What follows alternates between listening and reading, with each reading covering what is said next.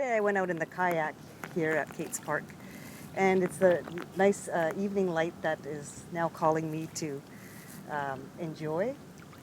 And even while I kayak, I'm actually painting with my eyes, whether it's looking at the way I might do an outline of the shores or the shadows that are cast by the trees or the shapes of the rocks. There's always something to look at and to think about how I would paint it.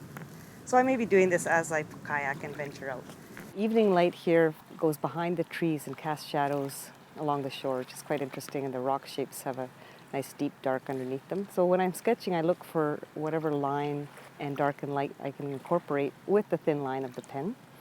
And I enjoy just rendering quickly the expression of the outline or the shape, and that gets me prepared to also paint with color then. So any exercises that help you get familiar with the fundamentals of painting, line and value can be helpful.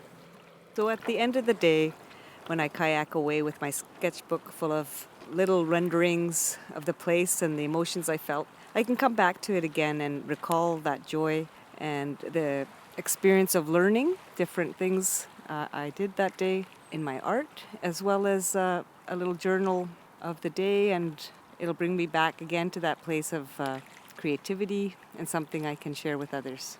And I always like that part about my art. Some shapes can be darker, like this one, and placed on top.